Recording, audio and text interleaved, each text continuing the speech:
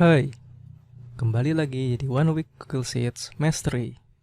Masih di bab 1, Basic Skill Google Sheets. Sekarang kita memasuki subbab yang ke-8, yaitu Insert Chart. Di sini kita akan mempelajari cara membuat beberapa chart pada Google Sheets. Oke, kita ke next slide. Di Google Sheets ada chart apa aja ya? Di sini saya sudah list ada 5 chart yang umum dipakai pada Google Sheets. Sebenarnya ada lebih banyak dari ini, tetapi yang umum dipakai adalah 5 ini. Pertama ada line chart, kedua kolom chart, 3 bar chart, 4 area chart, dan kelima ada pie dan donut chart. Nah, kita akan membahas 5 chart ini satu persatu. Oke, kita ke next slide. Sekarang kita pelajari bagian-bagian dari chart. Pertama, yang ini namanya chart title atau judul dari chart tersebut. Lalu, ada visualisasi datanya ini dinamakan series. Kemudian, ada 2 sumbu. Sumbu vertikal dan sumbu horizontal. Yang vertikal disebut Y-axis, yang horizontal disebut X-axis. Nah, di masing-masing sumbu ada value dan title juga. Untuk yang ini misalnya, kan tadi namanya Y-axis. Berarti ini, angka-angka ini adalah value-nya. Dengan kata lain, Y-axis value. Lalu, Y-axis juga punya judul. Ini angka-angka yang menggambarkan apa? Menggambarkan data penjualan. Nah, ini namanya Y-axis title. Sekarang kita ke X-axis. X-axis juga punya value. Ini, Januari, Februari, sampai Desember. Maka disebut X-axis value. Lalu, ini data apa? Judulnya adalah bulan. Karena ini data bulan. Maka disebut X-axis title. Lalu yang terakhir, ada keterangan dari series. Nah ini, series ini, yang warnanya biru. Perlu diberi keterangan. Ini maksudnya apa sih? Oh, ini maksudnya penjualan. Dikasih warna biru. Ini disebut dengan legend. Nah, selanjutnya, kita perlu mempelajari spesialisasi dari masing-masing chart. Jadi, ketika teman-teman mau membuat chart, nggak bisa nih buatnya sembarangan. Teman-teman perlu kenali dulu si chart ini spesialisasinya apa sih. Jadi untuk dataku ini yang cocok pakai chart apa ya. Nah, oleh karena itu penting untuk mempelajari spesialisasi dari masing-masing chart. Di sini sudah ada tabel yang saya rangkum dari 5 chart yang tadi kita bahas dan spesialisasinya masing-masing. Nah, supaya lebih jelas, kita langsung praktekkan saja ini di Google Sheets. Kita mulai dulu dari yang pertama, yaitu line chart. Line chart punya variasi normal dan smooth. Tapi sebenarnya, spesialisasi keduanya itu sama saja, yaitu untuk menunjukkan tren. Yang namanya tren berarti dari datanya harus memiliki rentang waktu tertentu. Dari rentang waktu A sampai rentang waktu B. Contohnya seperti ini. Ini data revenue atau pendapatan. Rentang waktunya adalah 1 tahun. Dari Januari sampai Desember. Kita mau lihat nih, apakah pendapatannya mengalami uptrend atau kenaikan, atau downtrend atau penurunan. Nah, cara membuat chartnya, cukup arahkan sel aktif ke tabel pojok kiri atas, lalu pilih toolbar atau klik toolbar Insert Chart. Ini saya perbesar dulu. Nah, Google Sheets-nya cukup pintar untuk membaca datanya. Google Sheets menyarankan menggunakan line chart seperti ini. Teman-teman bisa klik titik ini, lalu pilih Edit the Chart. maka ada pilihan setup dan customize.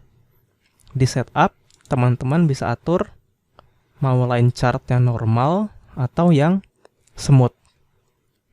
Nah, di sini saya pakai yang normal saja. Lalu di customize, bisa edit stylenya, bisa atur background color, bisa atur chart border, misal diganti biru. Nah, bordernya jadi biru.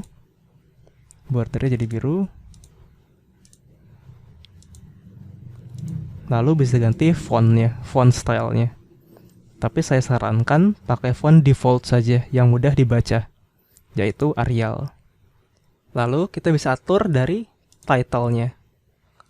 Pertama, chart title, chart subtitle, horizontal axis atau x-axis title, vertical axis atau y-axis title. Pertama, chart title dulu. Misal di sini mau ganti tren data pendapatan. Nah, maka judulnya akan berubah. Bisa atur juga nih fontnya. Misal mau saya ganti jadi bold, rata tengah, lalu warnanya hitam ya. Seperti ini. Lalu cara subtitle, misal pendapatan Januari sampai Desember 2020. Ini juga saya bold, rata tengah, pilih warna hitam. Lalu ini y-axis title atau vertical axis title. Ini sudah pas ya, sudah revenue. Jadi tidak usah saya ganti lagi karena sudah pas.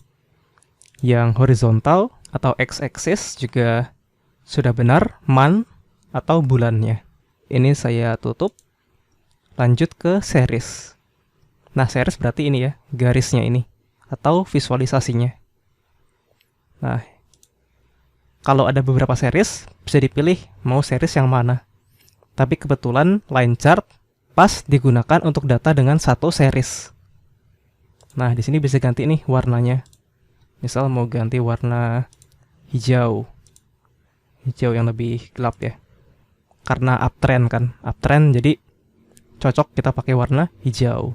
Lalu misal teman-teman mau kasih titik di sininya, di perpotongannya. Bisa kasih point size. Misal saya kasih 7 pixel. Bisa juga diketik manual. Saya biasa pakai 5 pixel. Nah, seperti ini. Lalu bisa pilih line-nya mau putus-putus atau nyambung. Di sini saya pakai yang nyambung aja, yang solid. Point shape-nya juga bisa diganti. Mau bulat, segitiga, kotak, pakai diamond. Nah, kurang ya, bagusan bulat aja. Nah, bulat. Lalu axis-nya bisa diganti nih, bisa right axis juga. Tapi juga kurang pas. Jadi saya pakai yang left axis saja. Ketebalan garis juga bisa diatur. Misalnya 4 atau 1.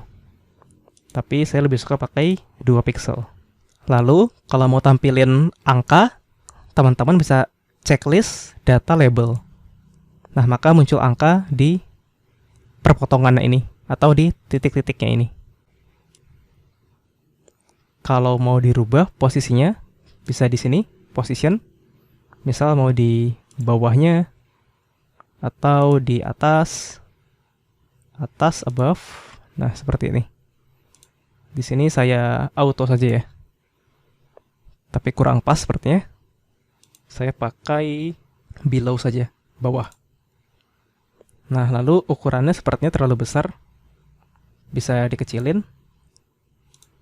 10 atau 8 saja ya. 8. Nah, seperti ini ya, lebih bagus. Yang terakhir, kita buat legend-nya atau keterangan dari series ini. Klik legend. Nah, untuk posisinya, kalau line chart, itu bagusnya di sebelah kanan. Jadi saya pilih right. Kenapa di sebelah kanan? Jadi ketika kita lihat line-nya seperti ini, kan lihatnya dari kiri ya. Lihat dari kiri ke kanan. Nah, setelah selesai, kita bisa lihat nih. Maksudnya apa sih? Oh, maksudnya revenue. Warna hijau. Di sini bisa ganti juga legendnya, apakah mau bold, italic, mau ganti text color juga bisa. Tapi di sini saya pakai yang default saja. Nah, ini untuk membuat line chart, yaitu spesialisasinya untuk menampilkan tren. Sekarang kita lanjut ke kolom chart. Variasinya ada 3. Normal, stuck, dan 100% stuck. Kita mulai dari yang normal dulu. Spesialisasinya untuk menunjukkan tren, berarti sama dengan line chart. Lalu, bisa juga untuk membandingkan nilai beberapa kategori di rentang waktu tertentu. Nah, di sini sudah ada datanya. Kita mulai dari yang menunjukkan tren dulu. Datanya sama ya, kayak yang line chart tadi. Ini data revenue atau pendapatan. Nah, saya pilih insert chart.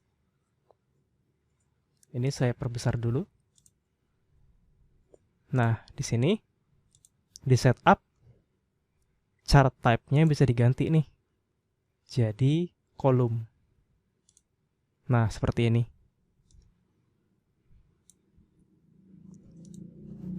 Menunjukkan tren, tapi menggunakan kolom chart. Ini title-nya mau saya ganti ya.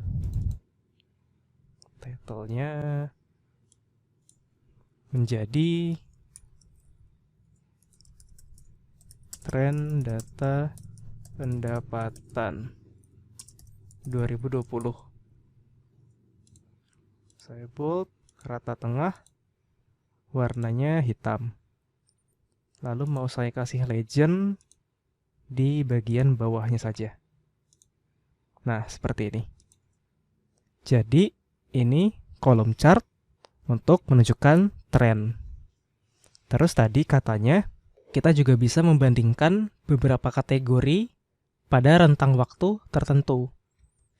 Maksudnya, di sebuah tren, kita bisa membandingkan tren dari kedua kategori.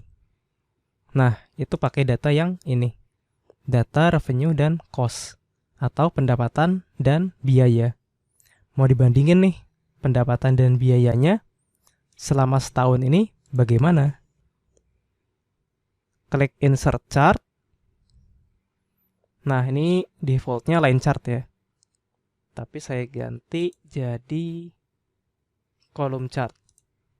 Nah, seperti ini.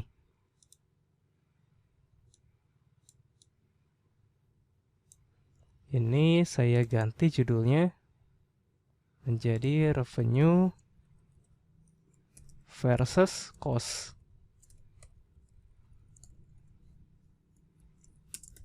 2020. Saya bold, rata tengah, warna teksnya hitam. Nah, yang ini ya. Lalu legendnya ini kan kita samakan dengan yang ini, kita taruh di bawah saja. Legendnya taruh di bawah. Nah, untuk seriesnya bisa diatur nih, yang revenue saja misal. Mau ganti warna hijau misalnya ya. Lalu cost-nya merah. Oh ya udah merah ya, nggak usah diganti lagi. Lalu kalau mau tampilin angka juga bisa pilih data label. Tapi sepertinya kurang bagus, jadi tidak usah pakai data label. Seperti ini saja. Nah, di sini bisa lihat nih bagaimana perbandingan antara pendapatan dan biaya di setiap bulannya dalam rentang waktu 1 tahun. Kalau dilihat dari sini, setiap bulannya selama setahun, pendapatan kita selalu lebih besar daripada biaya yang kita keluarkan. Jadi ini sebenarnya adalah tren yang bagus. Kita lanjut lagi ke kolom chart yang stuck dan 100% stuck. Sebenarnya spesialisasinya mirip, yaitu untuk menunjukkan kontribusi dari beberapa kategori. Bedanya, yang stuck ada tampilan kumulatif pada rentang waktu tertentu. Jadi, setelah lihat kontribusinya, dilihat nih, hasil kumulatif dari kontribusi setiap kategori ada berapa, angkanya berapa. Nah, kalau yang ini, yang 100% stuck, setelah lihat kontribusinya, hanya ada tampilan persen. Misal, kategori A kontribusinya berapa persen, kategori B berapa persen, kategori C berapa persen. Tapi tidak ada angka kumulatifnya, tidak ada angka akhir dari pencapaian keseluruhan kategori. Supaya lebih jelas, kita langsung lanjut ke contohnya di sini. Nah, di sini ada data dari Januari sampai Desember, yaitu laba dari 3 cabang perusahaan, yaitu di Jawa, Sumatera, dan Bali. Nah, kita mau tampilin nih kontribusi dari masing-masing cabang ini. Kita buat chartnya dulu. Lalu setup. Kita pilih type-nya kolom yang stuck dulu ya. Yang stuck. Ini saya besarkan. Nah, ini yang stuck. Lalu saya mau buat juga yang 100% stuck. Pilih tipenya 100% stuck. Nah, yang ini.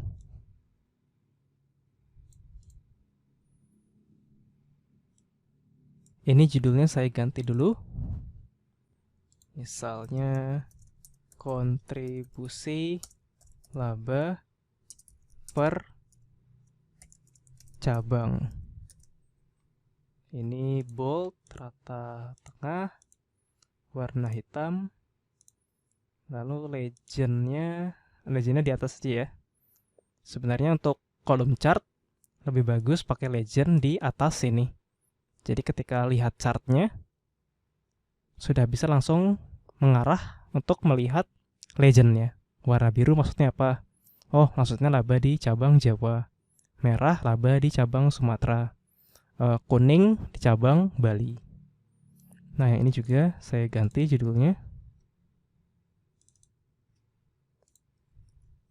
Judulnya sama ya, kontribusi laba per cabang, pilih bold, rata tengah, lalu warna hitam. Nah, sebenarnya sama aja membandingkan kontribusi dari kategori 1, 2, 3. Cuma bedanya, kalau yang ini, yang stuck saja, kumulatifnya diperhatikan. Jadi, setelah 3 kategori itu berkontribusi, kumulatifnya ada di angka berapa? Nah, ini kumulatifnya ada di angka berapa? Berbeda dengan yang ini, yang 100% stuck. Di sini hanya menampilkan persentase. Jadi tidak peduli dengan kumulatifnya, atau kumulatif dianggap tidak penting. Kita cuma pengen tahu nih, di tiap bulannya, cabang Bali kontribusinya berapa persen? Cabang Sumatera berapa? Cabang Jawa berapa? Di bulan-bulan berikutnya juga begitu. Cabang mana yang kontribusinya paling besar, yang mana kontribusinya paling sedikit. Jadi kumulatifnya tidak ada. Berbeda dengan yang ini, ada kumulatifnya. Oke, kita lanjut lagi ke bar chart. Bar chart ini ada yang bilang sama aja dengan kolom chart. Jadi lebih umum sebenarnya kolom chart ini disebut juga dengan bar chart. Tapi kalau di Google Sheets ternyata beda. Kalau bar chart itu ternyata yang horizontal. Dia barnya nanti ke sebelah kanan. Tapi kolom chart yang tadi barnya vertikal. Dia ke atas. Tapi kalau teman-teman menyebutnya bar chart untuk kolom chart dan bar chart itu sendiri, sebenarnya nggak salah juga. Karena memang keduanya memiliki series yang bentuknya bar atau batang. Nah, untuk bar chart, di sini saya bahas saja untuk variasi yang normal. Spesialisasinya yaitu membandingkan beberapa kategori dengan nama yang panjang. Jadi tidak menampilkan di rentang waktu tertentu karena datanya tidak dalam bentuk tren. Biasanya ini dipakai untuk menunjukkan traffic. Kalau teman-teman punya web, punya channel YouTube, biasanya trafficnya ditampilkan menggunakan bar chart normal ini. Nah, untuk lebih jelas kita lanjut ke contohnya di Google Sheets. Di sini ada tabel, ada judul kontennya. Judulnya panjang ya. Makanya kita cocok pakai bar chart. Lalu ada jumlah visitor per konten. Nah, di sini kita insert chart juga. Insert chart. Saya perbesar dulu. Lalu pilih ini, bar chart yang normal. Nah, maka dia akan tampilannya seperti ini. Ini bisa ditarik. Nah, dia cocok untuk menampilkan traffic dari suatu website atau konten. Karena biasanya kan judul-judul konten itu panjang ya. Jadi biasa ditampilin menggunakan bar chart seperti ini. Nah, di sini bisa ganti judul juga. Misal judulnya jumlah visitor per konten. Bold, rata tengah, warna hitam. Nah, ini juga cocok nih kalau teman-teman mau kasih angka di barnya. Berarti ke series. Pengaturan series, pilih data label. Nah, cocok kan untuk meletakkan angka di seriesnya atau di barnya. Lalu bisa juga tampilkan legend di sebelah bawah saja. Nah, di bawah aja ya. Lalu judulnya, ini salah ya, kurang spasi. Nah, ini untuk bar chart. Biasa digunakan untuk menampilkan traffic dari website atau channel YouTube. Oke, kita lanjut lagi, yaitu ke area chart. Area chart variasinya ada 3 juga, seperti column chart. Ada normal, stack, dan 100% stack. Yang normal, spesialisasinya untuk menunjukkan tren beberapa kategori. Jadi mirip sama line chart. Bedanya, line chart cocoknya untuk menunjukkan tren satu kategori saja. Jadi cuma ada satu series atau cuma ada satu garis aja. Nah, kalau area chart cocok nih untuk menunjukin beberapa kategori. Kalau kategorinya cuma satu, lebih bagus pakai line chart. Tapi kalau lebih dari satu, lebih bagus pakai area chart. Terus yang stack dan 100% stack, spesialisasinya sama persis dengan column chart, yaitu menunjukkan kontribusi dari beberapa kategori. Yang stack penting untuk melihat suatu kumulatif dari setiap kontribusi kategori tersebut. Kalau yang 100% stack, kumulatif dianggap tidak penting, jadi hanya dalam bentuk persentase saja. Nah, supaya lebih jelas, kita langsung ke contoh aja di sini. Nah, ini saya perbesar dulu. Saya buat dulu chartnya. Nah, ini ya.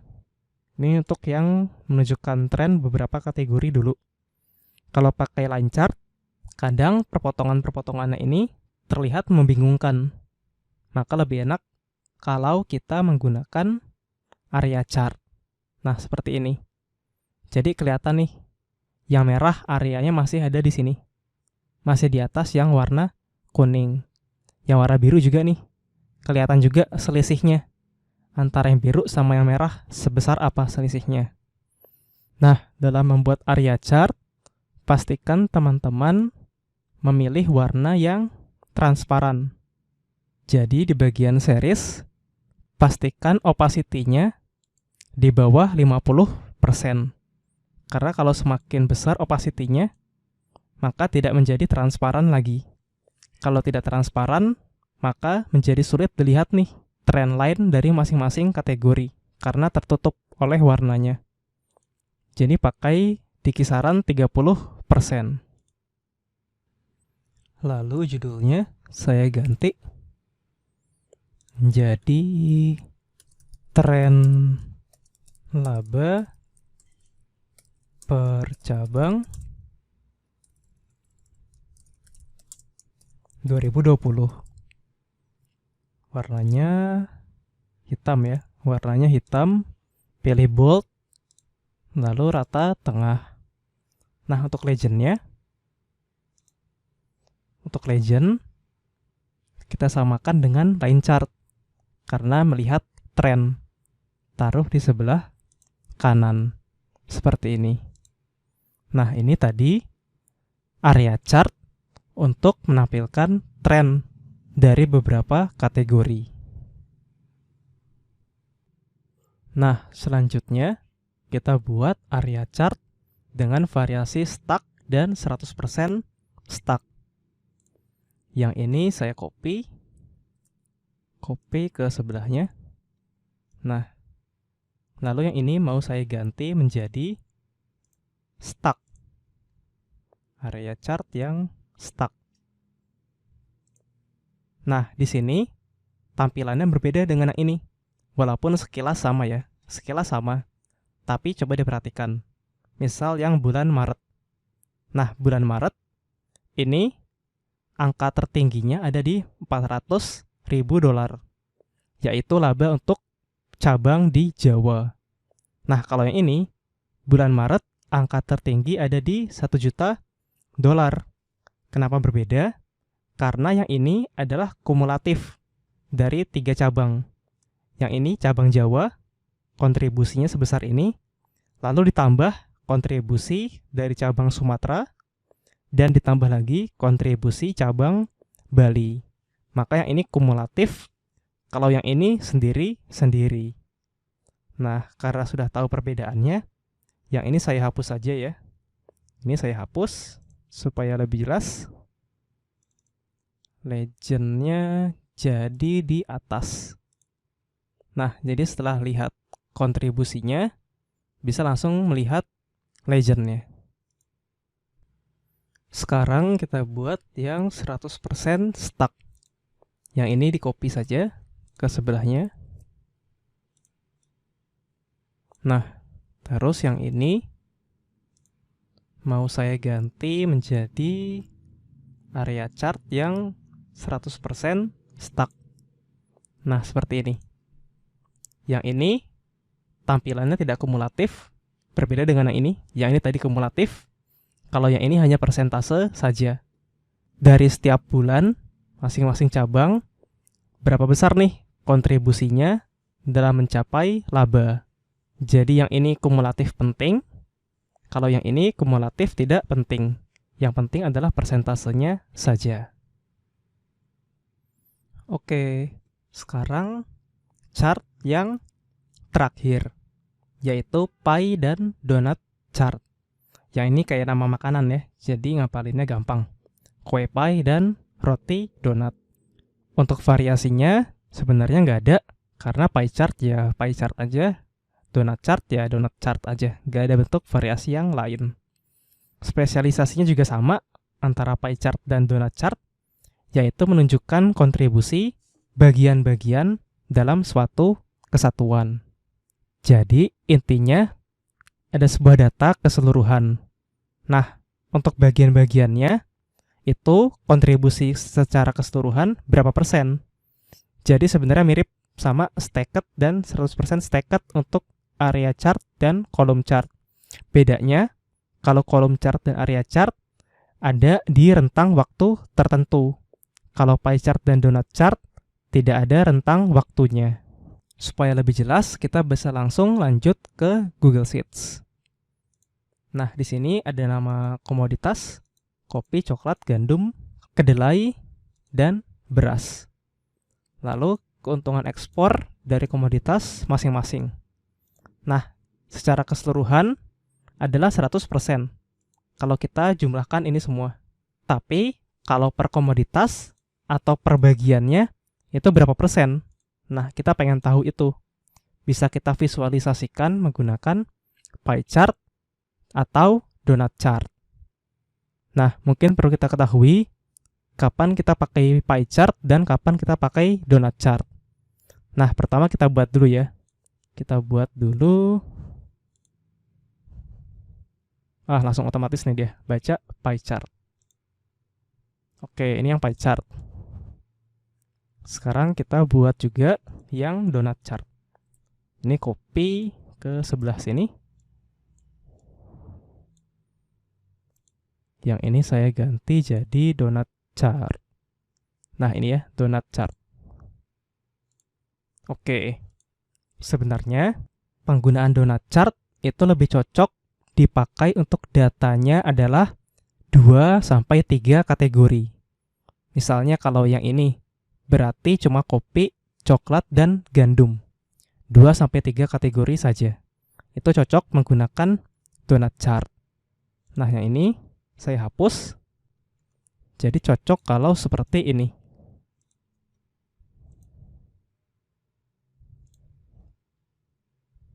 Nah, seperti ini. Jadi lebih dikit ya, kategorinya lebih dikit daripada pie chart. Kalau jumlah kategorinya 4-5, itu lebih bagus menggunakan pie chart. Nah, kalau di atas 5, seperti 6, 7-10, atau seterusnya, itu bagaimana? Itu lebih baik kita sajikan data menggunakan tabel saja. Lalu persentasenya menggunakan color scale. Seperti yang sudah dipelajari di subbab conditional formatting. Nah, di sini judulnya mau saya ganti keuntungan ekspor per komoditas. Tebal atau bold, lalu warna hitam, rata tengah. Lalu untuk ininya, seriesnya bisa disetting juga. Di sini untuk pie chart bahasanya bukan series, tapi pie slice. Nah, misal mau ganti warna nih, kan kopi warnanya biru ya. Kopi, pilih kopi, diganti misalnya warna abu-abu. Terus coklat, mau ganti warnanya coklat beneran. Nah, gitu. Terus gandum. Gandum misalnya warna kuning. Lalu kedelai warna ungu. Kedelai ungu. Mirip sama abu-abu. Ganti ya. Jadi warna biru. Lalu beras. Beras misalnya warna hijau.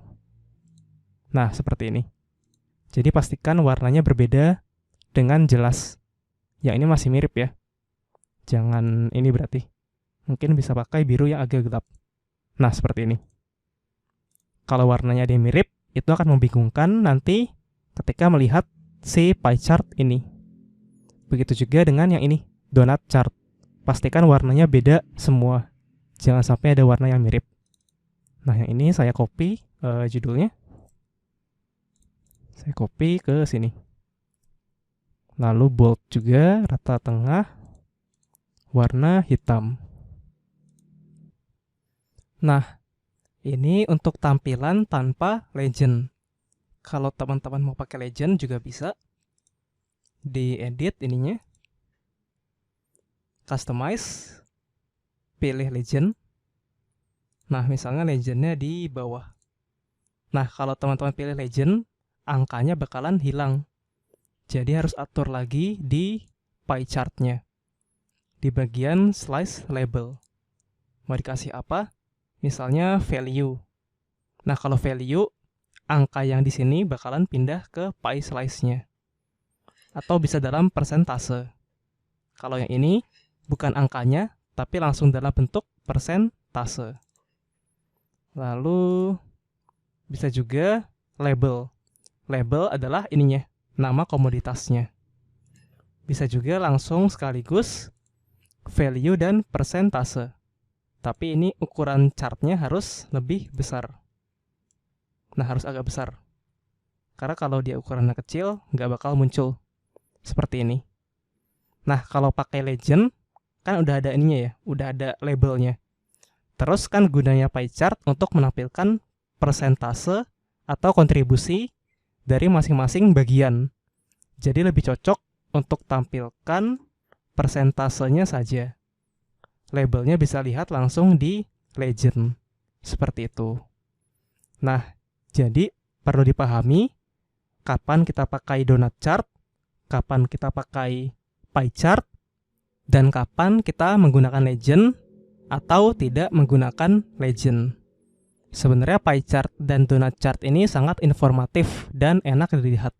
Jadi pasti akan sering dipakai teman-teman ketika melakukan report data.